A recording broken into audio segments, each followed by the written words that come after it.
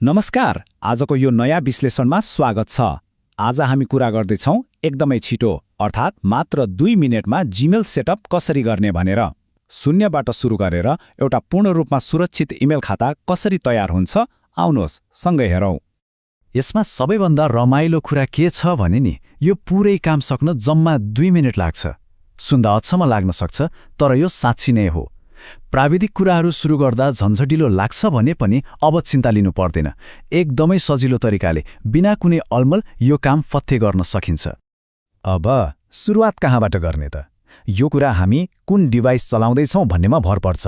जस्तै मोबाइलमा हो भने त्यहाँ पहिल्यै हुने जीमेल एप खोलेर सिधै एड अनदर अकाउन्ट अर्थात् अर्को खाता थप्ने विकल्प रोज्न सकिन्छ। तर ल्यापटपमा गर्दैछौँ भने चाहिँ क्रोम वा एज जस्ता ब्राउजर खोलेर जीमेल साइनअप भनेर खोज्नुपर्ने हुन्छ। बाको फरक भए पनि पुग्ने गन्तव्य भनेकै एउटै हो। यहाँनिर एउटा सानो तर महत्त्वपूर्ण छनौट गर्नुपर्ने हुन्छ। त्यो हो खाताको प्रकार। दैनिक कामकाज वा व्यक्तिगत कुराकानीका लागि पर्सनल युज एकदम सही हुन्छ। तर यदि कुनै अफिस वा कम्पनीको कामको लागि इमेल बनाउन लागिएको हो भने बिजनेस वा वर्क विकल्प रोज्नुपर्छ। यो सानो छनौटले पछि गएर आवश्यकता अनुसारको सुविधाहरू पाउन धेरै नै मद्दत गर्छ। ल, खाताको प्रकार त छानियो। अब पालो सामान्य विवरणहरू राख्ने। सबैभन्दा पहिला क्रिएट एकाउन्टमा क्लिक गर्ने अनि पहिलो र अन्तिम नाम भर्ने। अन्तिम नाम नराख्दा पनि हुन्छ, तर राखेको राम्रो। त्यसपछि जन्ममिति र लिङ्ग अर्थात् जेन्डर छान्ने। यति गरेपछि प्रोफाइलको एउटा बलियो आधार तयार हुन्छ। कहिलेकहीँ काम गर्दै जाँदा साना साना इरर वा त्रुटिहरू देखिन सक्छन्। जस्तै जन्ममिति राख्दा इरर आउन सक्छ, तर आत्तिनुपर्ने कुनै कारण छैन।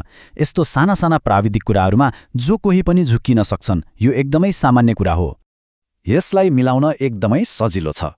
त्यहाँ दिएको ड्रपडाउन मेन्युबाट दिन, महिना र वर्ष सही तरिकाले छानिएको छ कि छैन भनेर एकपटक राम्ररी हेर्नुपर्छ। कहिलेकाहीँ महिना अगाडि र दिन पछाडि राख्नुपर्ने हुन सक्छ। मेन्युबाटै सही कुरा छानेपछि यो इरर आफै हराउँछ र हाम्रो यो 2 मिनेटे दौड फेरि अगाडि बढ्छ। अब आउँछ प्राय सबैले भोग्ने एउटा सामान्य समस्या। आफूलाई मन परेको युजरनेम राख्न खोज्दा यो त पहिल्यै कसैले लिइसक्यो भन्ने सन्देश आउँछ। हुन पनि हो, संसारभरि आफ्नै जस्तो नाम भएका अरू पनि त कति धेरै हुन्छन् नि, होइन र? त्यसैले कसैले त्यो नाम अगाडि नै राखिसकेको हुन सक्छ। तर यसको पनि गजबको समाधान छ नि। नामको पछाडि केही अङ्कहरू थपेर यसलाई फरक बनाउन सकिन्छ। या त शब्दहरूको बीचमा थोप्ला अर्थात् डट राख्न पनि सकिन्छ। यदि यी दुवै आइडियाले काम गरेन भने गुगल आफैले पनि तल केही राम्रा विकल्पहरू दिन्छ।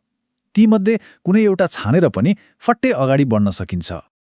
युजर नेमको टुङ्गो लागेपछि अब पालो आउँछ सुरक्षाको। खातालाई कसैले खोल्न नसक्ने गरी बलियो बनाउन एउटा कडा पासवर्ड चाहिन्छ।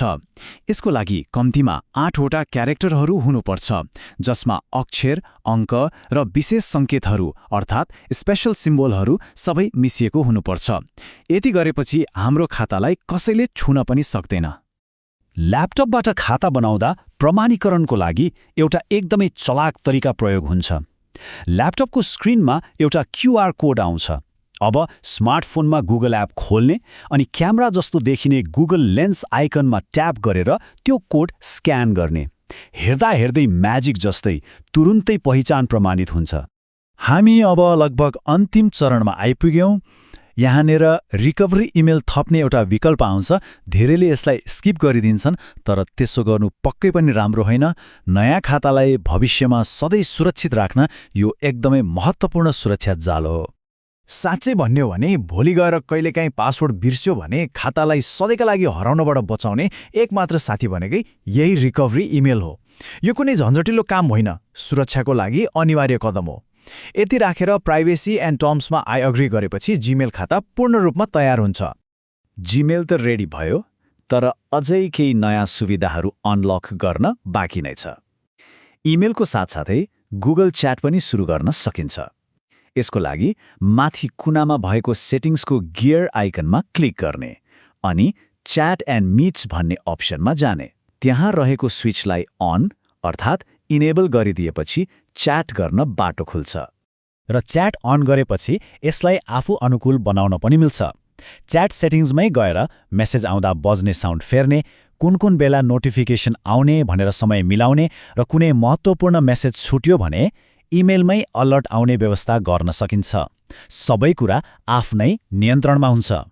ल हेर्नुहोस् त, गफ गर्दा गर्दै जम्मा 2 मिनेटमा एउटा सुरक्षित जीमेल र च्याट गर्ने सुविधा तयार भइसक्यो।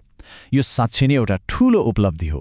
अब यो बलियो डिजिटल पहिचान हातमा परिसकेपछि यो डिजिटल संसारमा अर्को कुन नयाँ यात्रा सुरु गर्ने होला त? सम्भावनाहरू त अनन्त छन्। आजको यो विश्लेषणबाट पक्कै पनि नयाँ कुरा सिक्न मद्दत पुग्यो होला। यसरी नै नयाँ कुराहरू सिक्दै अघि बढौँ।